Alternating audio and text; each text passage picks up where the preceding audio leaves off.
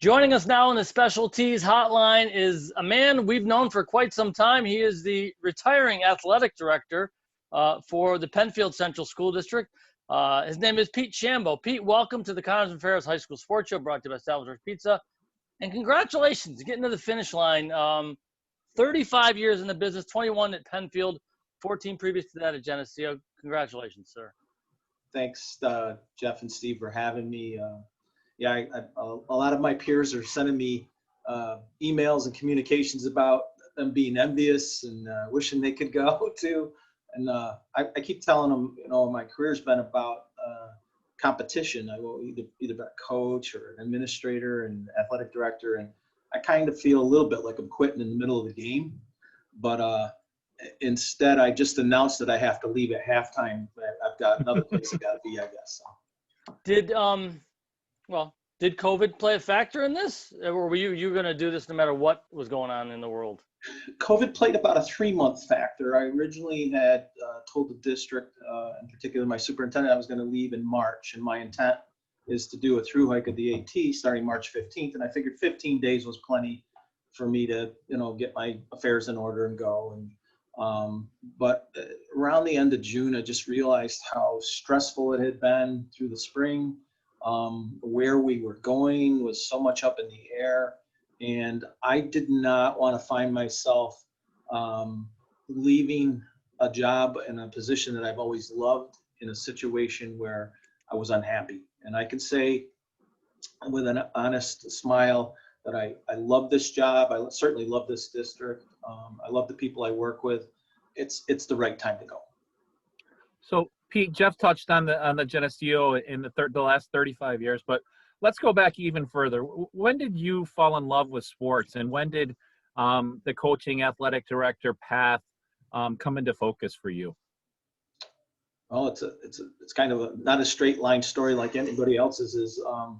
I grew up in a small town called Copenhagen up on the Tug Hill Plateau. I had 36 kids in my senior class, of which 12 were girls, and they could have whooped any of our butts. People literally drove their tractors to school. I wore barn boots to school. I had chafe in my hair from the haymow. Different situation than where I am now. I did not know you were a Section 3 guy all these years. I did not know that, Pete. I am. And I was fortunate because in that small setting, you can play any sport, and you're lucky if you can. And so I was able to play 3 sports, and I was impacted by my coaches, in particular, a gentleman by the name of Jim Butts and another one by the name of John Johnson, who were just people that I just thought, how cool are these guys? They have a passion for what they're doing. They're sharing that passion, and I want that. I left high school not even knowing why I was going to college. I went to Morrisville for 2 years, got invited to leave after the first semester if I didn't get my act together. Managed to get through that, transferred to Brockport, where I finally found some focus. I finally recognized those people that I revered in high school were people I wanted to be like. And so I took on a physical education major, had no problem with grades or anything after that, was very focused. Was fortunate to get a student teaching appointment at Geneseo under Ted Bondi. Ted was my sponsoring teacher. Another woman by the name of Jean Smith was there as well. And Jean was a great mentor. Got an opportunity under Ted to see a lot of leadership in Section 5 and things he was doing with that. And because Ted was so involved, I really got an opportunity to teach right out of the gate. I didn't get a lot of, this is how you do it. This is what you're going to do. See you later. I'm going to the meeting type of thing. Ted was famous for wearing red socks everywhere, so I saw the red socks every day. And then one day in 1997, I believe, I got a phone call from the superintendent's office saying, hey, we need you to come in. And at that time, I could barely tell you the superintendent's name. I didn't go to that office for any reason. I just run a soccer camp and thought I was in trouble for something. And they said, oh, no, we want to see if you'd be interested in being the assistant principal as a teacher on special assignment. And of course, I was a dummy. I had no clue what that really meant. All I asked when they talked to me was, could I still coach? And they said, oh, absolutely. Within 1 year, I had helped open the sports garden. Our family had our first child, their daughter Morgan, and I was the assistant principal for a middle school, high school, and coaching 3 sports. and I was pretty much not good at anything. And one of the board members there, Frank Moscato, who happened to be from Gates, came to me one day, and he and I had conversations, and he handed me a posting in the DNC, and that's back when people actually put their job postings in the DNC and people looked there for their job. He said, this would be great for you, and it was a job at Penfield for athletic director, which started in January. And while I was nervous about doing it, I figured I hadn't had an interview in 13 years. Let me go try this interview. And I went through the first one and kind of smiled because it was just with 3 people, and thought I did okay. And next time in June when I would try again, I'll have better luck. Next thing you know, I get invited back, and this one's with 17 people in the same room. Wow. I'm sick at the time, so I keep coughing every time they ask questions, and they asked me if I'm okay, and I just jokingly said, I don't know the answer to these questions, so I need to buy some time. Of course, they all laughed, thought that was funny. It seemed like the right fit. And then I had an interview with Sue Gray, who certainly was a mentor of mine, and I was lucky enough to get this job. And I say lucky because I've had an opportunity in my career to be all over the country through the NIAAA, through the state association. When I talk to people, the Penfield community, Rochester in general, is such a great place to live. I don't think people really recognize that. Sometimes our weather's cold and all that, but we don't have hurricanes, and we don't have forest fires, and we don't have earthquakes. Yeah, we got snowstorms. Catastrophic weather. We don't have catastrophic weather. Yeah, and right. So this is just such a great place to be. And this community is supportive of athletics. They were wide open to trying to move the needle forward. And I hope really that I've done that with my time here. I believe you replaced a guy named Jim Cleveland. Yep. Who was there for a long time previous to that too. So it's a pretty good run for Penfield now. You were there, I believe, for the changeover for nicknames. Yes? I came in just after. It was interesting because when I came in, they had already decided, and when I say they, the superintendent had already decided we were going to change. Now remember, I came in January 19th, and they had decided in the fall. Well, the first couple of emails I got were really hateful, like, you come in and we're changing the name. And it was kind of bizarre because I'd come from Geneseo where we're the Blue Devils, and we went through, devil worship and all this other stuff multiple times. Never changed the name. But yeah, it was an interesting time. Chiefs to Patriots, a very similar time frame. Irondequoit went from Indians to Eagles. So, how would you describe your job to people now, and how would you have described it 20 years ago when you got this job? 20 years ago when I got this job, it seemed to me like there was so much more opportunity to affect change and to look to improve things. Steve's kids went through this district. I have a picture on the wall one of my coaches made me, and what he did is he glued cinders to a cardboard frame, and he drew a white line down it, because when I came here, we had a cinders track that was never 400 meters on its best day. We had a gym when I walked in it coming from Geneseo, which had pretty nice facilities. They took me in the gym, and I said, is this the practice space? And they said, no, this is our competition gym. And there were literally saw marks through the floor to relieve a stress from a water bubble that had traveled across the floor. And there were blue cement screws in the floor. The basket would come loose when anybody tried to dunk. And because it was built in the early 50s, no one really played power basketball, and they would run into the door every game and someone would get hurt. And I was just like, oh my gosh. So today I feel like I don't have as much chance to affect change here. I feel like we end up, and that's nobody's fault, we end up being more responsive to social issues that are going on, everything from mental illness for kids and depression to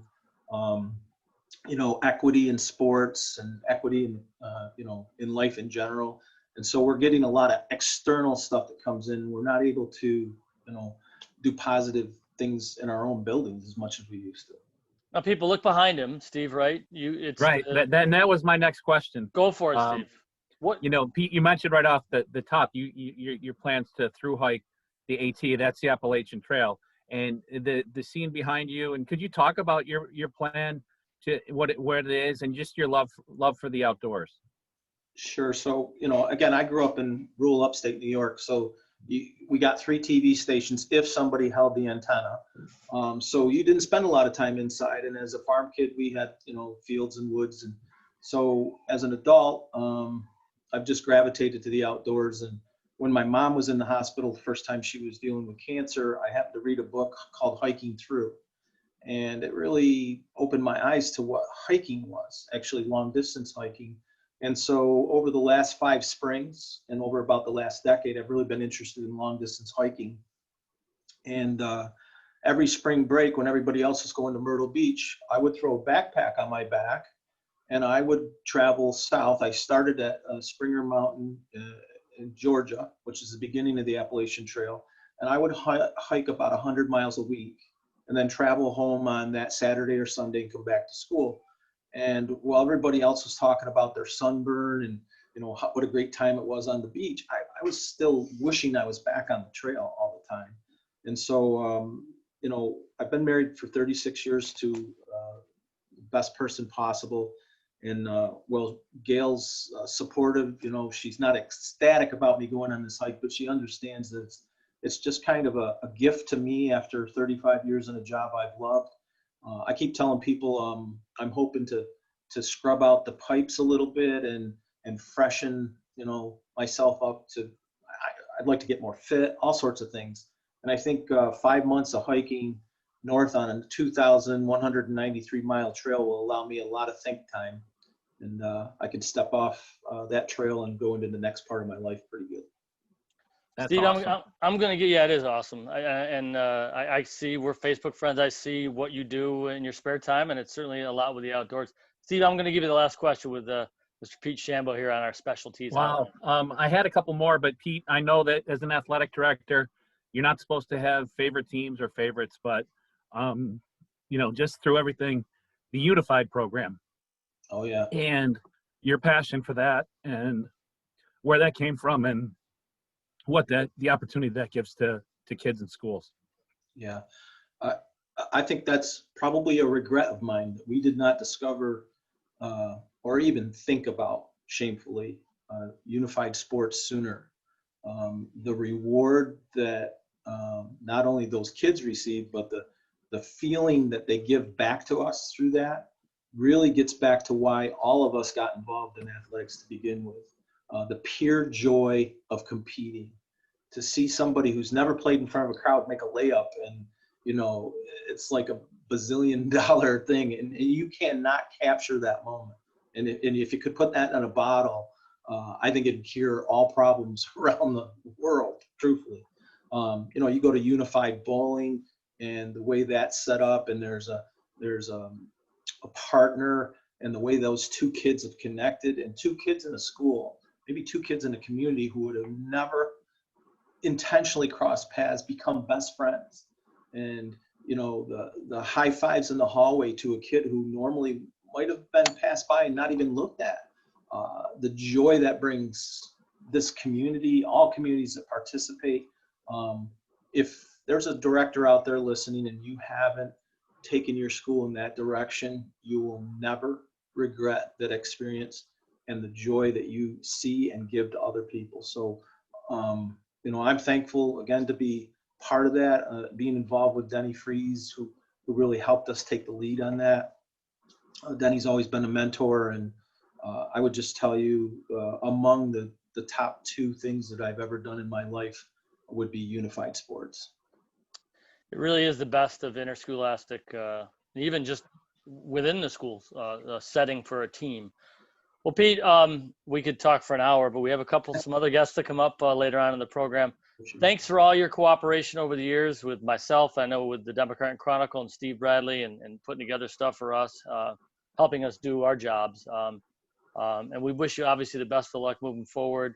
A job well done, sir.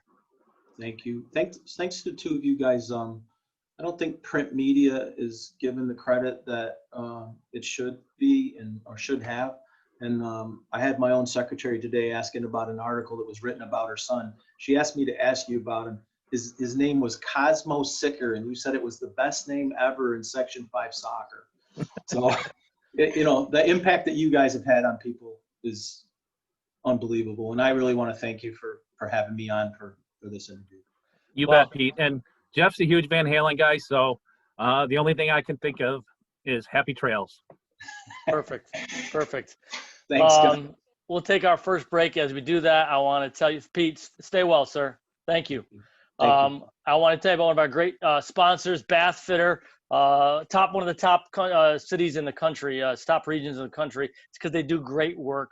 Please check out their website, bathfitter.com, 617-0007. Folks, they can remake your bathroom in 1 day if you need it done that quickly. Obviously, they're going to pay a little bit more for a 1-day job, but they can do it over time too. So call them, get a consult, 617-0007.